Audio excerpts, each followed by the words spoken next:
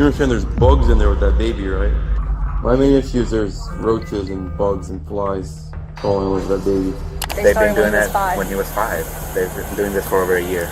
So he's 6. He don't climb over it? He can't climb over it. Oh, it's big. No, wait till you go in there. It's a cage. All 6 kids, nonverbal, autistic. I believe she molested her brother, adopted brother. That there's allegations that Nathan is threatening to kill the kids. No. Caring for young children should be one of life's greatest joys. Yet some parents turn that responsibility into terrifying secrets that only come to light when police investigate. From children held captive and abused for unimaginable reasons to families living among insects in filthy conditions, prepare yourself for the horrifying secrets hidden inside these houses of horror. What's it about? So that allegations that Felix did not want to return home because the father built a cage to lock him in it while the mother worked. On the 8th of December 2023, police were called after a kid named Felix spoke with his teacher about his fear of going home. Concerned about the issue, the teacher called the police to conduct a welfare check. Hello. What are you hanging out? My name is Adrian. I'm with the Department of Children and Family Services. We got a report. Hello, my name is Adrian. I'm with the Department of Children and Family Services. Yes. Is this the health family? Yes. Yeah. We got a report of a home. Would I be coming inside and talk? What's it about? So we got allegations that Felix did not want to return home because the father built a cage to lock him in it while the mother worked. What do you mean? That's what we're here to talk to you about. See what's going on.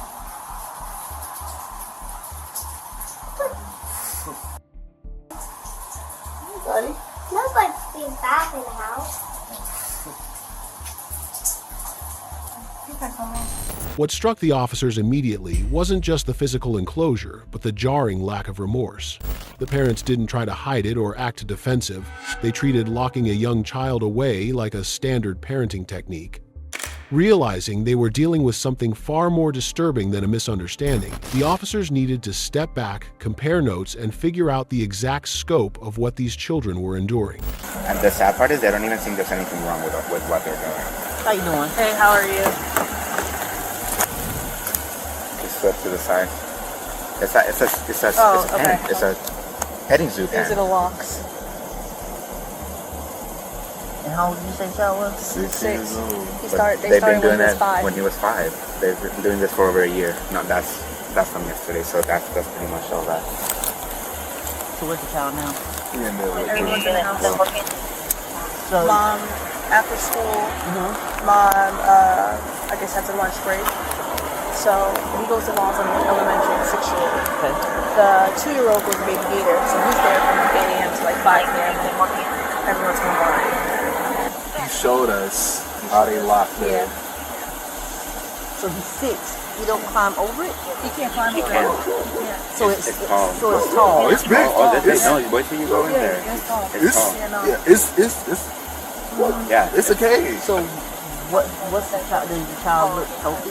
No, he looks healthy. He's happy, but it's like When we asked the family, when I asked him, why do you feel the need that you had to build this a year ago? And he said, well, because he has ADHD and he doesn't listen, and that he will wake up the house and start playing with his toys. While the parents claimed the 6-year-old was healthy and happy, the physical evidence told a completely different story. The makeshift cage was built tall enough to prevent him from climbing out, leaving zero doubt that this was designed for long-term confinement. But as Child Protective Services dug deeper into the family's daily routine, a chilling timeline began to take shape. So they locked him in there what time of day? From right after school until about 1:45. until Dad gets home, and then And again, at what time? and And Dad gets home at what time? well, he gets out of work at 3:30, so I don't know what time he's actually getting here. He works at UF. Okay. And then again, he's locked in there overnight overnight. to sleep. He said he doesn't. I said when Did you get they there say at what night, time they put him in there at night? after dinner. I haven't read them. I haven't. I You haven't haven't. You haven't did all We that. haven't asked that specific question, but when we asked the child, when do you get out of 7 here? o'clock, And he said, I have school at 7 o'clock. It's just like a little thin mattress. Like legitimately, it's like a petting suitcase. The actual box spring is it's on outside. the side. It's on the outside of the. And the other kid Frame. got a regular. The other child has a bed. So, but in a different room. They got a 6-year-old. They've been keeping in a cage. So I don't know how busy you are, but you might want to come out here. The timeline revealed a cruel reality.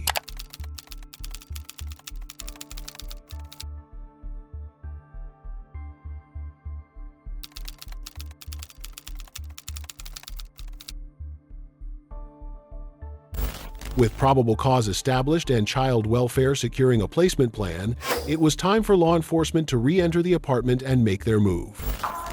No, ma'am, I just need to talk to Mr. Huff. Nothing.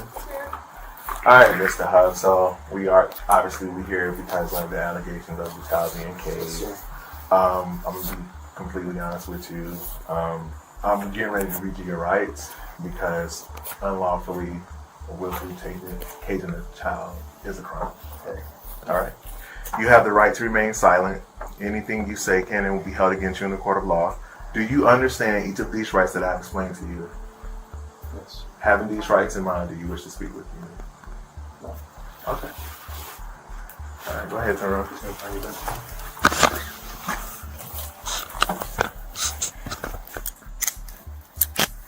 You got anything in your pocket that can poke me, stab me, stick me? I think I just have my pocket knife. Okay. My work in my right pocket.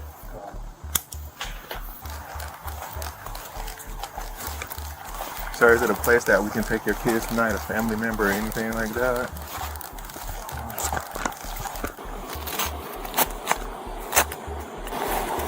I tell this to everybody that I arrest, okay? Right now you have one charge, which is child abuse, okay? If you take anything into the jail, it'll be an additional charge, okay? With the father officially in custody and refusing to answer further questions, the immediate safety of the children was secured. But inside the apartment, investigators were still uncovering hazards, including exposed box springs, unstable structures, and sharp metal edges right where the youngest child slept. The sheer danger of the environment left even veteran officers struggling to process what they were seeing. Yeah, I'm saying just hit them. So I'm going to be very honest, based off the state attorney. The 6-year-old, even though they think that's atrocious, they're probably not going to go with the child abuse on that one, but the neglect they don't. So the child abuse is clear as day as for the 2-year-old, but I think it's going to be a little harder because the 6-year-old, though it's atrocious, has like more space and kind of like a freedom aspect. But the neglect is easy. I know it's really weird. Like I literally make note. Pressure treated wood, not even sand it down. He just literally said all that. He just said all that. The back of it is not even completely closed in. There's a 4-inch gap. Top, middle, bottom. He could actually get either his head stuck in there or he could get out and get into something. Like it's not. It's very unstable when you shake it. The other bed, it's got the springs for the mattress are exposed, so even if the kid pulled on it, you could easily get your finger caught in it. It's got like little sharp edges on it. You can get cut, and it's in the closet in the bathroom. Yeah, so you already know you definitely be having to help me write these things. I'm gonna tell you the truth. In 19 and a half years, I have never witnessed anything like that. And when I tell you, it took everything in me not to really act out. For officers with decades on the force, the physical conditions inside the home were shocking, but building a case that would hold up in court presented a whole new challenge. While the severe treatment of the toddler was undeniable, investigators knew they had to document every single detail, gap, and hazard with meticulous precision to ensure the legal system wouldn't let these parents walk away. I mean, that's just like it's a kid, it's a child. Let me ask you, do you realize it's psychological? I know, it's, again, that's the one nice part about getting them here that now. it's going to have on those kids? Yeah.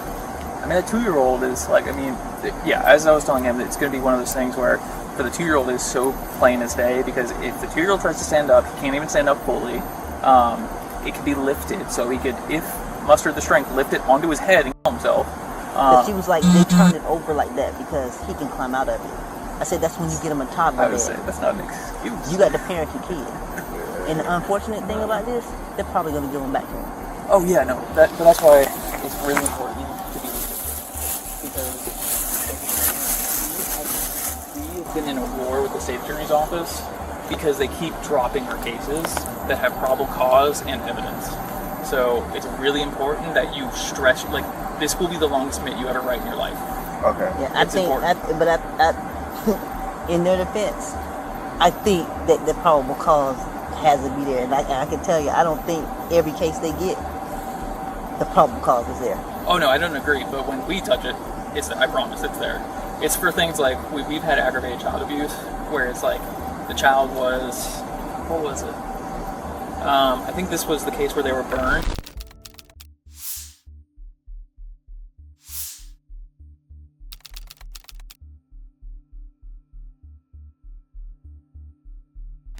When a child says they are afraid to go home, adults should never ignore it. One report can be the difference between silence and rescue. You'd think rescuing children from one nightmare would be enough. Unfortunately, the very next welfare check proves some families can fall apart in completely different ways. On the 12th of January 2026, police were called after a family of 3 had gone into absolute chaos since the mom and dad returned from the date night. Here is how the situation goes. The officer came. Okay. I'm annoyed that you're here. Like, who called you? My husband or my stepson? Okay, I'll get into all that here in a minute. Because okay. I already know who it was. Who was it? And it's funny because my stepson, who I've cared for 8 years, the whole time me and my husband have been together, he doesn't have a mom. Gave him up 7 years ago. Which one? Waylon? Waylon, yes. Okay. Wait, that's the only one. Okay, I don't know you. I'm just asking questions. I'm sorry. I'm annoyed. Acting like my dog's about to murder you. He's not, but he did bite the Amazon driver a few months ago. I'm annoyed. I don't want to deal with this right now. Mm-hmm. I was in bed. My house looks like because we're remodeling. There's a hole right here that I pushed the door off. Whatever. I'm drunk, okay? I'm not gonna lie. Okay. But I don't want to go to jail. I've been there, done that situation. Okay. I want to go to bed, okay? Does my husband even know you're here? Yeah, they know I'm here. He called you? Right out of the gate, Carissa points the finger at her stepson Juan, establishing an underlying family tension. But to make sense of why deputies are standing on her porch at 2 in the morning, the officer needs to trace the timeline back to where the night actually began. No, this is why not him. don't you tell me what happened tonight? Nothing happened tonight. We went out, me and my husband, he was here. We went out to dinner. Okay. At Buffalo Wild Wings. He works out of town 2 weeks on, 2 weeks off. He leaves tomorrow. Mm-hmm. We went out to eat. Great time, right? Mm-hmm. And then we go to, what's that stupid place called? What's it called? The brewery, right there off Highway 5. Yeah, this stupid bar. I've been there many times, whatever. Go there for a little bit. Then we go to Tavern for a while. Everything's fine and dandy. Like, everybody's having fun, playing pool, whatever. Sure. Drinking. And then, I can't, to be honest with you, I don't know what happened. It's not a... So you showed me, like, your hip and stuff. I see your elbow right there. What's that from? I think... I love my stepson, I really do. I'm the only one that cares for him, but there's things that make me mad, right? Okay. So when we got home, I don't know, I guess I tried to go back there to get his phone, which is like my phone.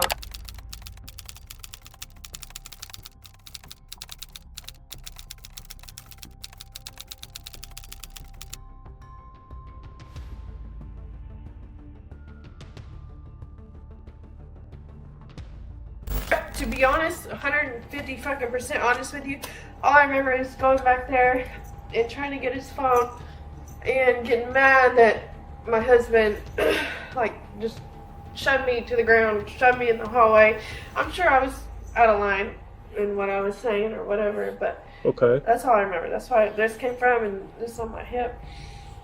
Okay. And just talking crazy, you know, stupid drunk talk. Okay. And then they laughed, and all I know is my stepson was recording, and I'm like, dude, that made me more mad, right? Sure. When it's like there's a reason your mom don't have custody of you and doesn't see you ever, right? Sure. So that's all that was just playing in my head, and I'll admit it's because I'm drinking and it just makes me mad. Yeah. So I just kind of lost it. But then my husband also lost it on me, and he's never touched me. He's the most perfect thing ever. Carissa paints a picture of being shoved to the floor by her husband while her stepson recorded the whole thing on his phone. Yet in the very same breath, she insists her husband is flawless and doesn't want anyone pressing charges. To verify her story of being tossed around, the deputy needs to step inside and examine the physical evidence. Okay. And I know damn well he didn't want you to come. I know damn well he doesn't want me to get in trouble. Back there a few more times than he's ever done it in our relationship, and I don't know how I'm gonna come back from that. But is there anything broken in there, like holes in the wall or anything? I don't know. In this room, I did knock something off, and I see some. I think it's sugar over there on the floor.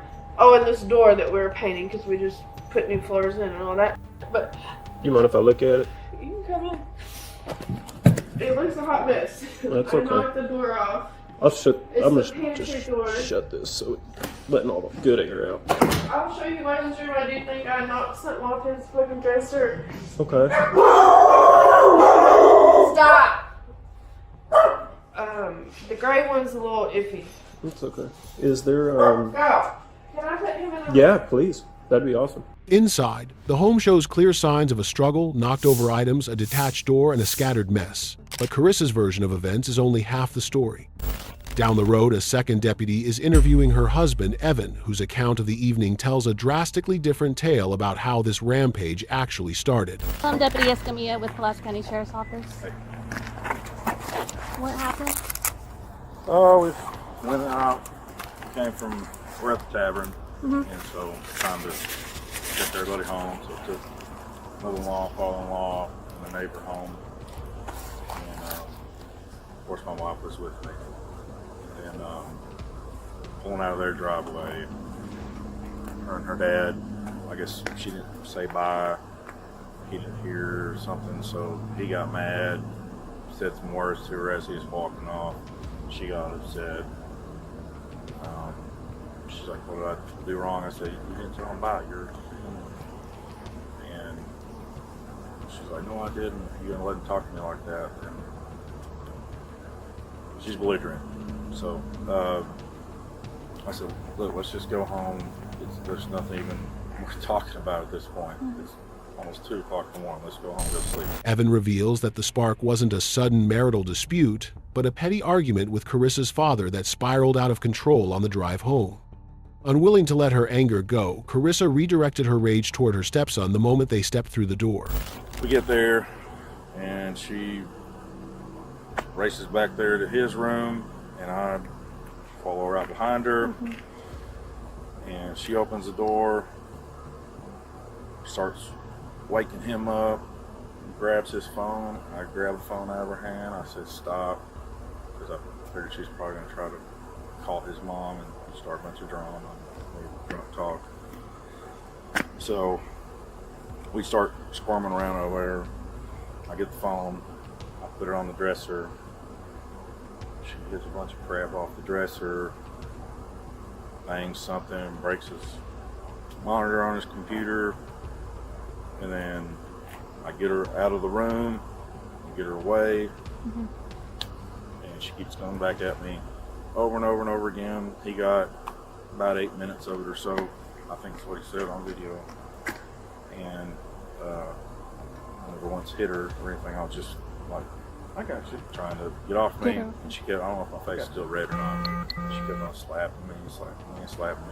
While Carissa claimed Evan violently tackled her, Evan explains that he was strictly trying to shield his son and pull Carissa off him. He addresses her injuries directly, explaining that her bruises came from slipping and falling on slick hardwood floors while drunk. But in domestic violence calls, it comes down to hard proof over word of mouth. And Evan drops the key detail that could settle the truth. See the video if you want to watch it. She's stumbling around, she's falling down, so she's got bruises, falling down. The very last time is the only time that I actually physically got her off of me, because she just kept on wailing on me. And so I just grabbed her arms and just pretty much did like that. And she stopped coming at me finally. Started crying. Went back to our room. When we first got there, we've been painting on a new door that we're gonna hang for our pantry. She picked it up, threw it against the back door. She grabbed some picture frames or something in the hallway and threw them. Just a mess. Y'all been having ongoing issues, or is just kind of a No, sporadic event? it's every once in a while. It's and she drinks. So, anyways. You mind if I see your son's video? Yeah. While Evan walks deputies through the damage, officers review the 5-minute video recorded by Juan. The footage provides crucial physical evidence.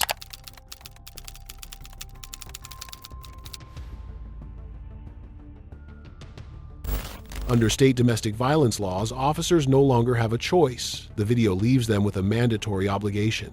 Hey, Evan, we got some paperwork we've got to fill out. So I'm just going to give it to you to dry. She's going to be going to jail tonight, okay? Will not do that. Our hands are tied in matters like these. It is not up to us, it's up to the state. The video I've seen, all that you told me, she slapped you in the face, all this stuff. As much as you don't want it, our hands are tied in this matter. And she's going to have to go to jail tonight. Now, I can't tell you what to do, but when it comes time for court, if you want to talk to the prosecutor then about it, it is what it is, but tonight she's got to go to jail. I don't have any decision in it. I'm required to, by law, to make an arrest of domestic incidents. We got some paperwork we got to fill out, okay? All right. About how many times has this happened before? Despite Evan pleading with deputies not to take his wife to jail, the video evidence seals her fate. Now, the deputy inside the house has to break the news to Carissa, who is still convinced she is the sole victim in this situation. Chris, I need you to do me a favor and stand up. Go ahead and stand up. Yeah, come on. No, why? Stand no. up. Can I call my mom? Carissa, please? stand up. Can I call my mom or my No. daughter? Drop the phone. What? Is he here? No, he's not. Will you please? Do you not see my bruises on me? I do.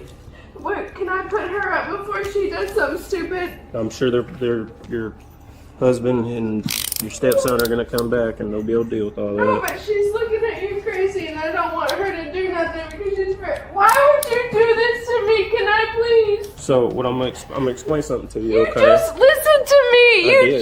I did. And look at my bruises on me, and he's not here. Do you want to listen to me or not? I do. Okay. Dude, So they just showed me. They just saw a video of you. You come home super drunk. Okay. Then you start running in there. And then he's trying to keep you away from that kid, and you're slapping the piss out of him a whole bunch. You gotta be joking me. The video don't lie. I know. I'm not arguing. Okay, I'm not gonna argue with you on that. So you're under arrest for assault family household member. Carissa was arrested for assault on a family or household member, a Class A misdemeanor. A typical case like this could cost around $1,000 to $2,500 after bond, fines, and court fees. Alcohol, anger, and family tension can turn one bad night into handcuffs, charges, and a record that follows you long after the argument is over. Domestic calls are rarely as simple as they first appear, but the next welfare check uncovers something far worse than a family argument. On the 13th of January, 2026, a welfare check was conducted about unsafe conditions turned horrifying when the police officers discovered a hidden truth that caused these false caretakers multiple felonies. You understand there's bugs in there with that baby, right? Oh God, no. Oh God, no. Have you seen the state of this house? Well, yeah, I mean, trying to. That's why I'm here right now, to make sure the kid's okay. The kid's right now laying in a pack and play with bugs all over him. I mean, trying to keep it clean in here. Alright. Give an ID. Is this your baby? Yes. Can you grab your ID for me?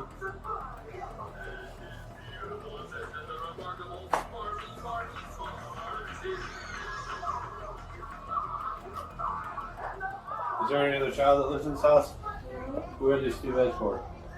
Those are beds were in here from my cousins. How old are they? They're in their 30s, 40s.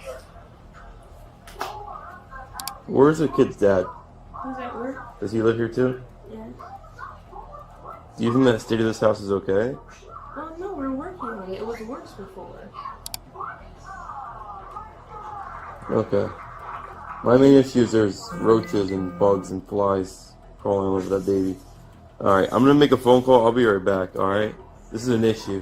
After witnessing insects crawling over the vulnerable infant and hearing Tashe's indifferent excuses, the responding officer stepped outside to call for immediate backup. That single phone call triggered a rapid escalation, handing the case over to the major case unit. Investigators quickly uncovered a secondary layer to the crisis. 32-year-old Nicholas and Tashe had moved in 2 years prior under the agreement of caring for the home's elderly owner.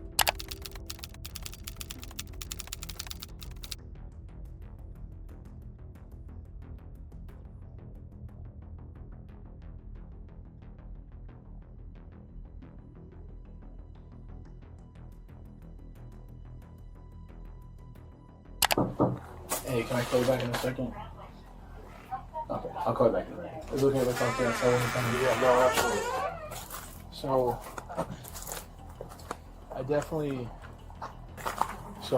I'm gonna want to explain everything to you in a second. These gentlemen here, it's important that you stay calm. They're going to cooperate, these gentlemen. Okay. You're going to be placed in custody now. Okay. I'm going to answer any questions you have. If you call For her, now, put we're him just up going to front, start. okay? Okay, can I at least tell my wife what's We're going happening? to talk to her too, yeah. I promise you're going to have a chance to.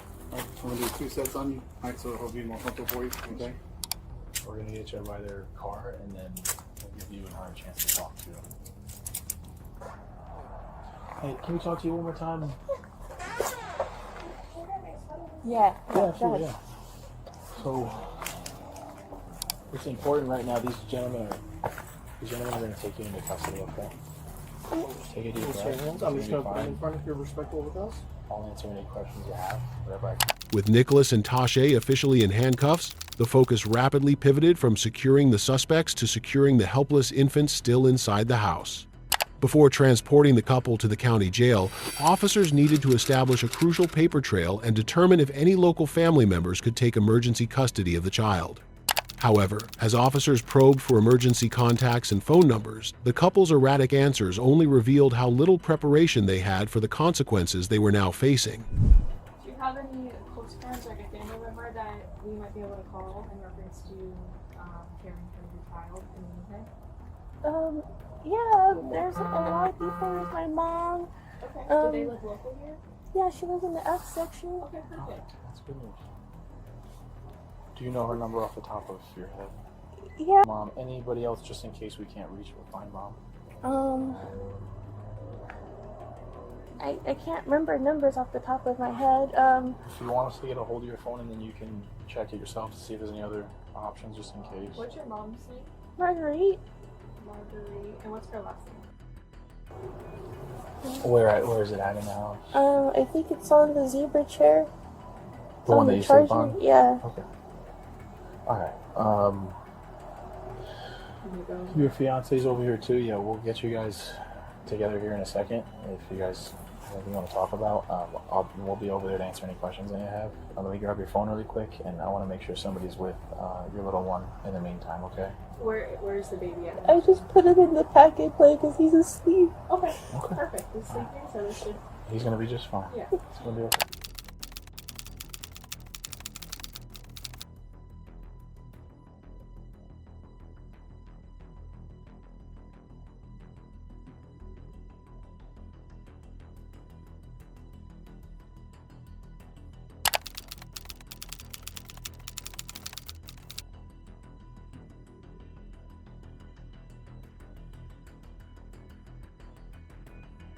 Right now, the issue here is child. The definition of statute, the conditions of the home, it's not acceptable.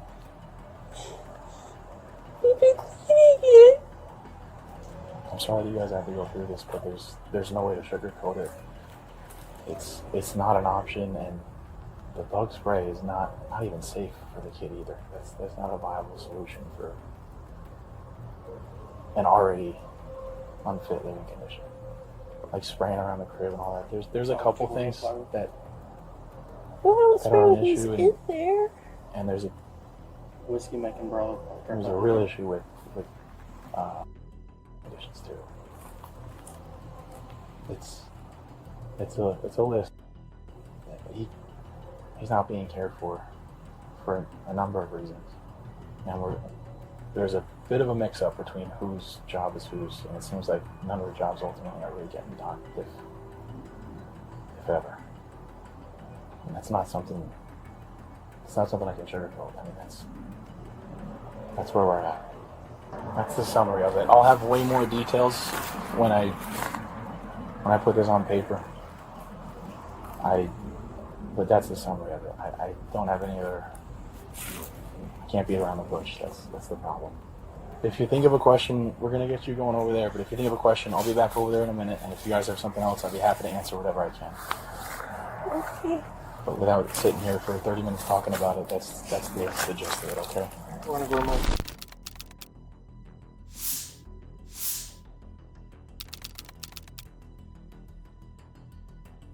Ignoring unsafe living conditions can destroy lives long before police arrive. Neglect doesn't always look the same. The next family insists they're only trying to protect their children, but what officers eventually discover tells a very different story. On the 27th of August, 2025, Laura Forsig called Palm Bay Police, reporting that her husband, Nathan Forsig, was having a mental episode and could pose a danger to her and their children. Transpired today. Today I woke up and realized she was trying to get her dad to kill me. Who was trying to kill you? Laura I asked her, what did you tell your dad yesterday?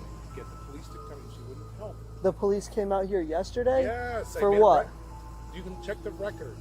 Well, our numerics are showing a different address. Okay, so. I made a mistake. Yeah, I talked to 3 different officers for multiple hours, for like maybe 30 minutes. They did the whole test of me.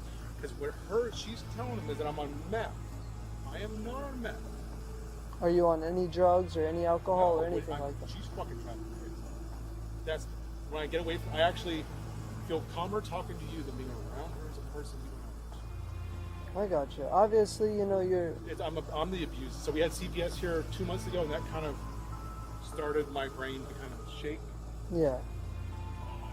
Just remain. Listen. Remain calm, okay? I'm worried about the kids.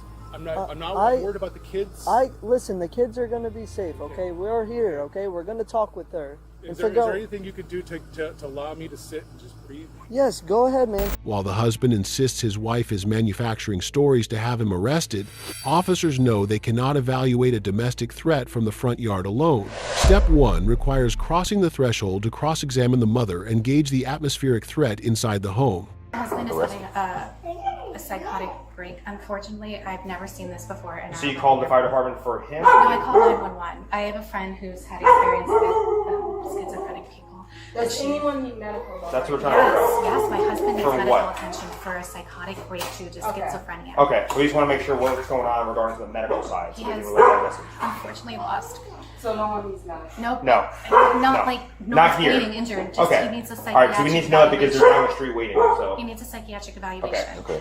So why are you saying that he needs to be? Who's asking? What happened today? Well, it started a couple of weeks ago. He has work stress, and work stress was bringing on a manic episode, and that turned into paranoid delusions. He had a therapy appointment, an emergency therapy appointment on Monday. I thought that talk therapy would be enough, but he's now convinced that I'm going to kill him, or... He's on medication? No, he's just self-medicating with marijuana from the state. So he's not prescribed, does he see a doctor? Just a therapist. A therapist? And the when did he see the doctor. therapist? like I said, emergency meeting on Monday. His regular meeting was last Friday. He was supposed to have a talk therapy. And he's getting, is today different from any other day? Yes. And why is it different today? So my parents called in a welfare check. They live in Jupiter. They called in a welfare check last night. And the police came last night, and I told them that he just needs sleep. And I did not feel threatened at that point. But after that visit, he was convinced, because you all have guns, he's convinced that my dad is trying to get him killed. The mother frames her husband's behavior as an escalating psychotic break. Yet her timeline relies heavily on recent marital stress and self-medication rather than a diagnosed medical history. Seeking to verify her claims, officers step back outside, only to be met with a disturbing counter-allegation regarding the safety of the children. My fear is a Susan Sarandon thing where she drowns the kids. Because my hunch, I have no proof, is that if she goes on medication, she's going to have conscience and guilt of the shit she's done over her entire life, and it's going to drive her to suicide. And that's why they've been telling me she needs to be under psychiatric evaluation if she gets treated. I'm saying, so the past, she's almost accidentally killed 3 of our kids. How? One kid, when I went to work in 2000 something, she said, I was at work, she said she gave her an Advil bottle as a rattle and went and took a shower. And the kid took the whole Advil bottle, and there's a documented record, ER record in Columbus, Ohio. 2000, I have to think about it, but these are things, I'm not crazy. And the kid was in a coma for a day, and they thought I was crazy. They did the whole, Nathan, are you on drugs? And I'm like, God, it's Advil. She gave the kid Advil, not opiates, and they finally treated to save the kid's life. And then there was number, oh.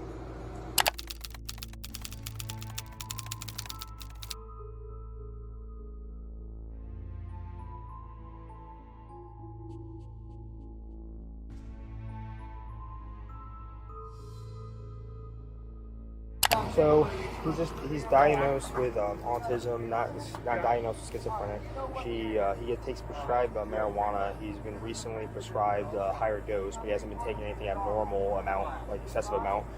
She just said that yesterday we were out here, and he didn't meet the criteria. She didn't want to do anything about it. Now we're out here again, she's saying, and that she basically wants him to go see a doctor. She's out of nowhere. He just starts being acting like people are like schizophrenic, like people are after him. That she said that he was gonna lock her out of the house, and then there's apparently 6 kids in there. She just said he needs to go see somebody. Now she said she can go with the kids today to go to a family's house to leave, but she said she's worried that if he doesn't get Baker Act, that he will come in. Yeah, but he doesn't really meet the criteria. Yeah. So I was explaining to her about the whole like, has he tried to hit her? No. Has he been a harm to anyone? No. So he just grabbed her phone. Grabbed her phone and just doing things that are odd. Yeah. And kind of saying things. And he's saying that he grabbed the phone because he didn't want her calling her dad, because that last time the dad came down here, he came with a gun. Determining that the legal threshold for an involuntary psychiatric hold isn't met, officers attempt to de-escalate the environment by arranging a temporary separation. But the moment the mother prepares to load all 6 children into a vehicle, the father's composure shatters. Let's not have her drive with kids. I'm going to go ahead and request, we have a warrant for that issue. Get a lawyer here. We're going to have that happen. I don't want to. No, I can't stop her from driving. Okay. No, listen to me, Nathan. Think about your kids. They're going to breakfast. Okay? They want to get out of the environment so they can refresh. Okay. So everyone can refresh. Okay? Okay. You understand? I understand. All 6 kids. Okay. Okay. The goal for this week was to get child care help in the home. So while she's at breakfast, maybe you can work on that. Okay? Maybe you can work on that. You can work on contacting a lawyer. So then you have no distractions on handling what you need to do. Is she going to be with all 6 kids in the car? That's not safe. As a father, I'm going to... They're in a minivan. They're fine. No, trust me, my brother-in-law has 9 kids. Is anyone following her? No one has to follow her. There's water. She can drive into the water. She's not going to drive into the water. Do you know that about? Do you know her? I don't know her, but she's not going to drive into the water. I don't know the future. Do you listen? Do you understand what I'm saying? She has all 6 of my kids in one car. This is not something I'm listening to. The father is eventually persuaded to seek a voluntary evaluation, temporarily diffusing the scene. However, brief glances inside the home leave officers deeply unsettled, prompting a swift follow-up alongside child protective investigators to conduct a formal check. So hear me out. DCF is here. We have to come out for security and all that in our own investigation. Since we were out here earlier and we already know kind of what's going on, we're out here again, okay? So we would like to come inside so you're not stuck out here and speak to you. He has some questions to ask you. So my husband does, like when he's sane, my husband actually has this really strict, like libertarian constitutional rights kind of thing going. So when he's actually a sane person, which he was until about 2 weeks ago, he is really strict on no one coming into, I mean, I invited you to this one, but no one coming into the house without a court order. Okay. Like, I just so, want to honor his requests. okay, yeah, I'm not, but hear me out with this, okay? I'm just explaining to you and not telling you what to do or anything like that, all right, because everybody has rights. Just like before, how we came out here, we're doing an investigation to see what's going on. Right. It's just a continued follow-up of that. Right. You're an adult, right? You're the mom of a whole bunch of kids, all right? He's the father, okay? He's at Circles of Care for that, all right?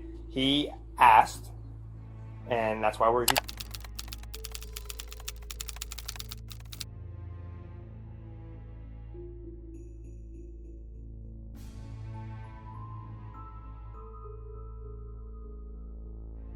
So it's like a little play area. There's crayons written all over the, like, on the wall.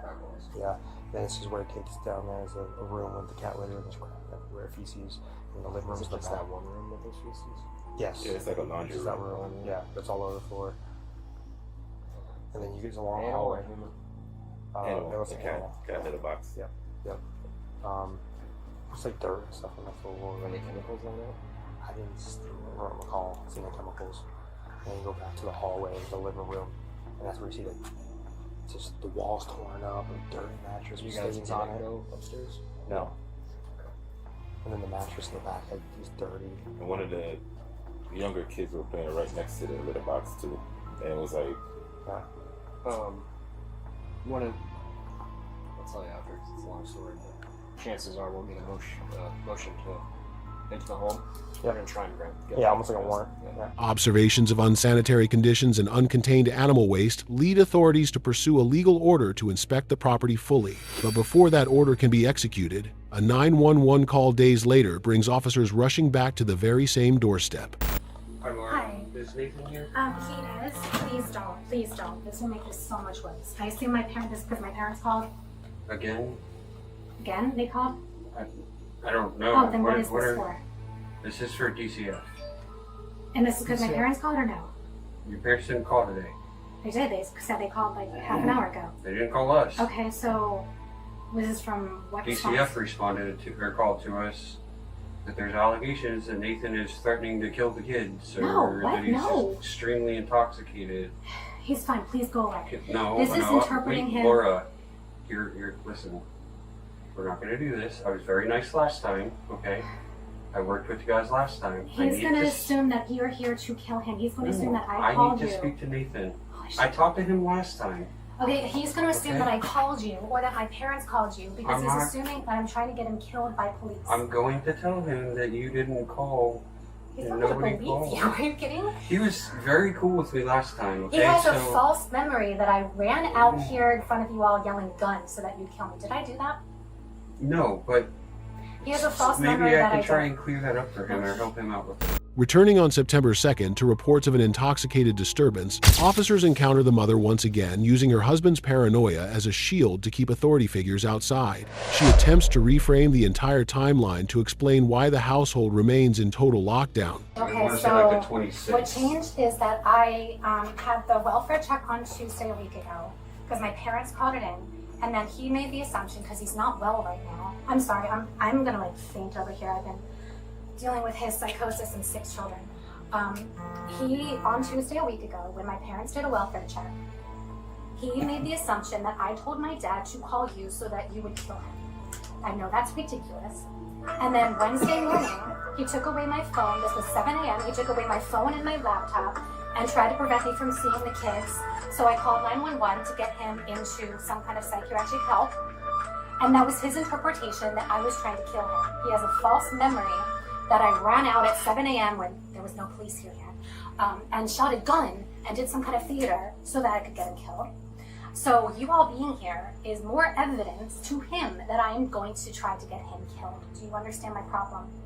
My husband thinks I'm trying to kill him. Do you understand the problem here yourself? Because I don't think you do. Okay, please tell me.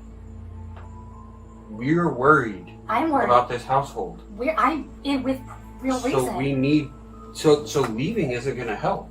Leaving is not going to make this problem go away. I don't need anything right now except childcare. But the more she talked,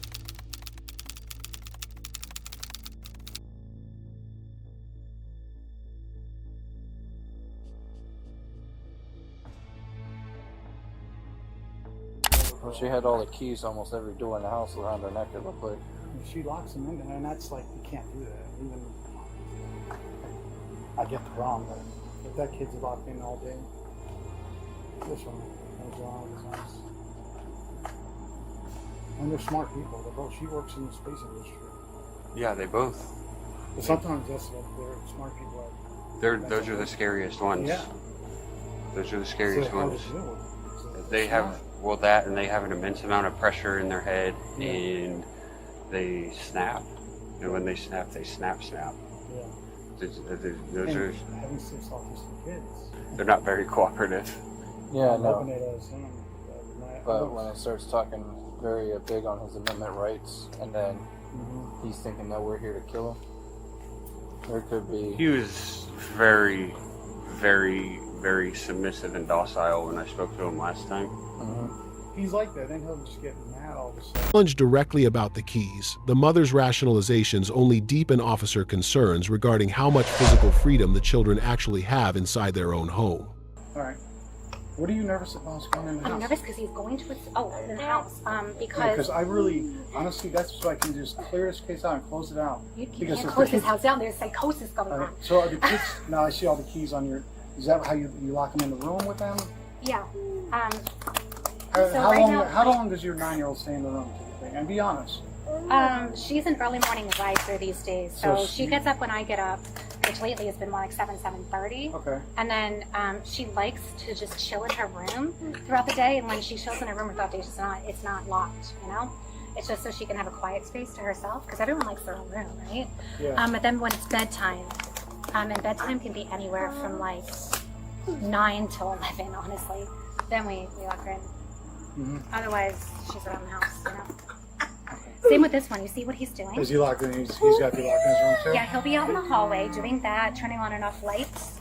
So he'd be disturbing the whole household if he was going around the house doing this and turning on and off lights.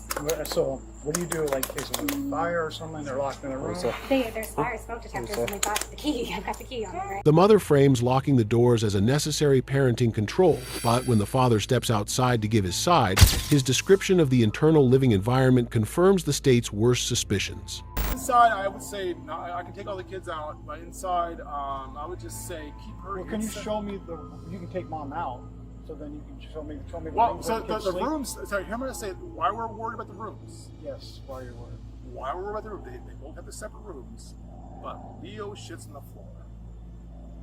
Okay. He shits on the floor. So is it like all over his room probably? I cleaned it. I'm saying it's clean. What I'm saying is when we got shit on, metaphorically by the CPS in Georgia, was their room was empty.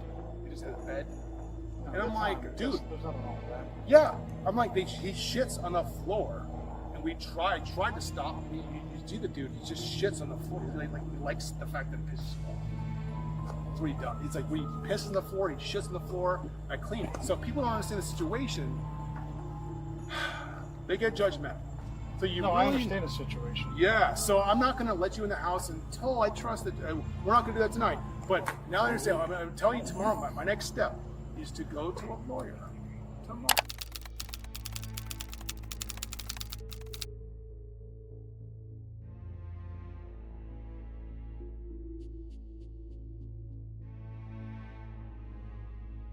Yeah. Oh. Yeah, she comes on right. So she's not potty trained, or she's like she doesn't care what's open to her. She just if there's no toilet, she'll just go. If there's a toilet, she'll go. Plus you have to keep that locked, right? So maybe if she can't go, she's locked in. Yeah. High five. How you doing, honey? Can we come in? Yeah, no problem. They're there to make an arrest. Oh my gosh, there's a lot of. Why are there so many police here? Let's get Nathan out. Holy shit, are you taking him back? In the front. You're arresting me? Yes. Oh, okay, why? So, Why am I under arrest? Can I get dressed? And can I talk to a lawyer? You'll have an opportunity to talk to a lawyer, okay? Okay. And as they're taken into custody, So you guys believed her? No, she's already at the jail. So you guys are arresting both of us? Yeah. Yes. 6 counts of child neglect. Sorry, I shouldn't trust you at all.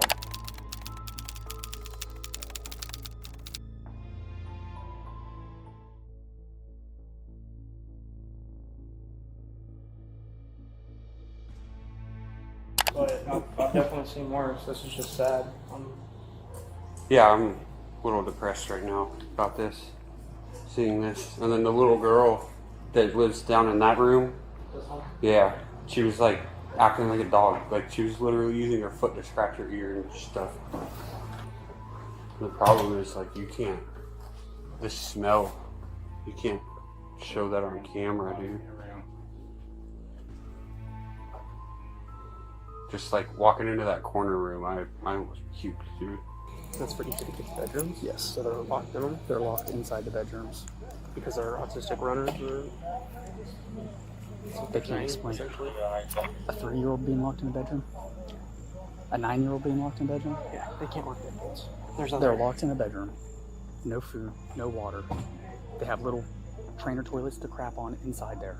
Wow. I guess they said initially the fridge, they're like... Laura Forsig and Nathan Forsig were both charged with 6 counts of child neglect and each posted a $30,000 bond, making the total bond amount $60,000. Later, Laura was arrested again on an aggravated child abuse charge after the pool incident. Children cannot protect themselves from the adults responsible for them.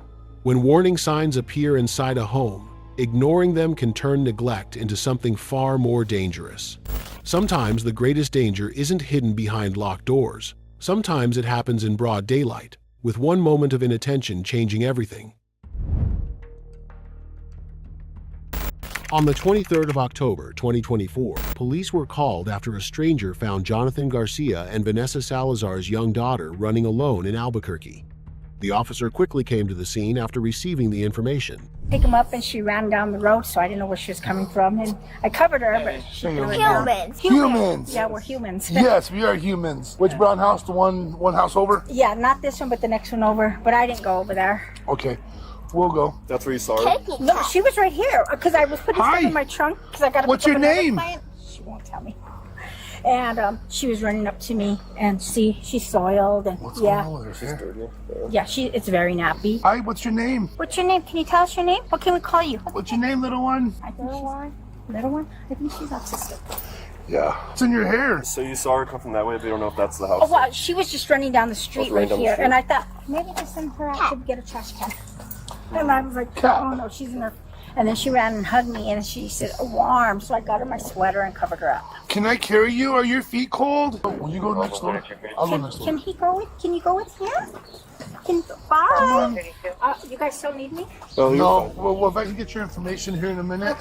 Hey, can I set you up on something? Because I'm sure your feet are cold. Can I set you on top of the trash can and I go get my car? You want to take a ride in the police? The child was nonverbal, meaning officers couldn't simply ask her where she lived. But standing in the driveway, they didn't need words to see the signs of severe physical hardship. Her feet were cut, blood was dried between her toes, and her scalp showed heavy buildup. To figure out where she came from, officers began tracking the physical evidence backward down the block. That's when they noticed a nearby residence with its back gate.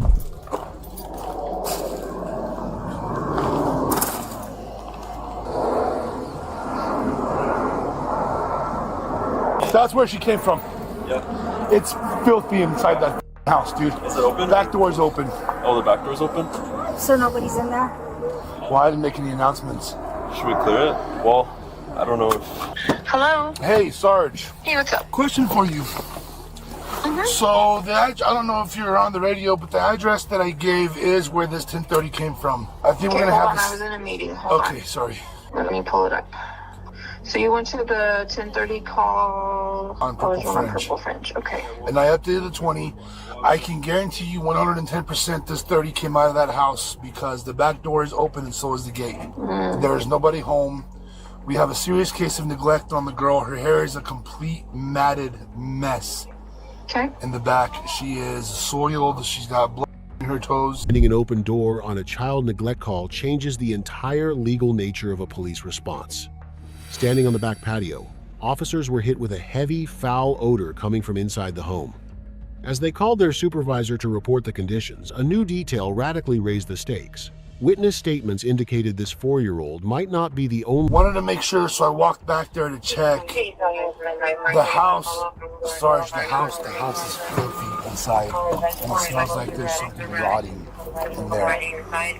Like there could be a body inside? Not a body inside, but something is rotten. There's something rotten coming from inside that house, and it stinks, and it's dirty. Okay, I'm gonna go ahead and head that way. Ask for one more unit to come to your 20. See if one more unit can head your way. I'm gonna head that way, get 43 started as well for the child, and I'll be there shortly. She knows a little bit of ASL, but she's non-verbal though. She doesn't. What does Sarge say? 43?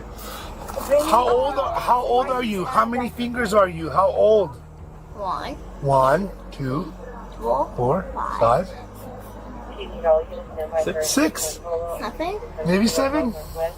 Oh man, dude, this. Want me to call? Are you gonna call 43? Yeah. Do you want to ask any of the boys if they know where Freddie lives? If it's not, it's sometimes And your badge number, please. Hey, we have another kid inside the house. That's what I'm saying. That's why I wanted to clear the 20. Under normal circumstances, police cannot walk into a private residence without a warrant or consent. But under the doctrine of exigent circumstances, when officers reasonably believe a child inside may be unconscious, injured, or in immediate danger, the law requires them to act.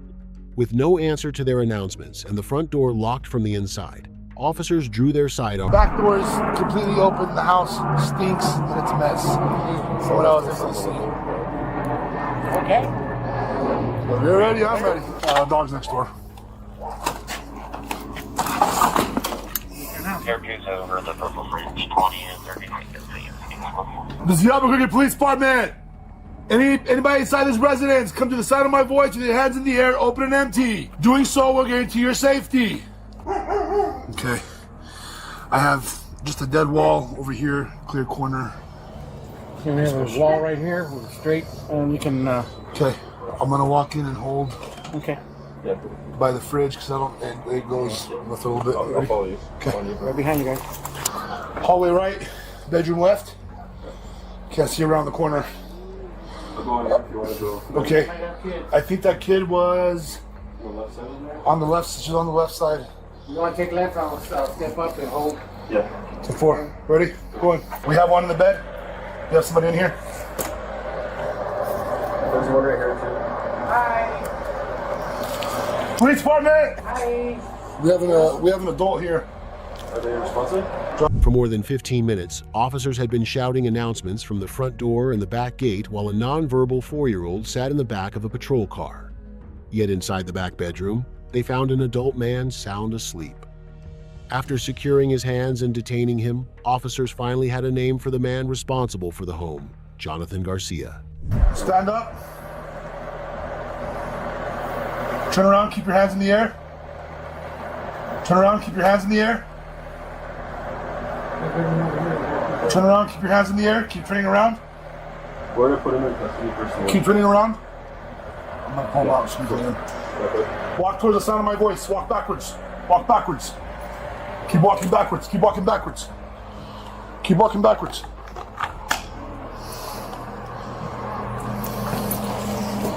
Give me your hands. Do not resist. Do not resist. The force will be used against you. Right now you're detained, okay? You're not free to leave. We'll talk to you more about it later. Is there anybody else in the house with you besides your kids? Where's she at? No. We're working on the key on now. So you guys have been coming in, stepping up. When questioned by law enforcement, Jonathan didn't refuse to speak or act defensively. In fact, he had an immediate, plausible explanation for every single piece of physical evidence officers brought up. The broken lock, the cuts on her feet, the soiled diaper, and the open gate in his account, every detail was isolated. minor accident that happened while he was exhausted from taking care of 4 young children on his own.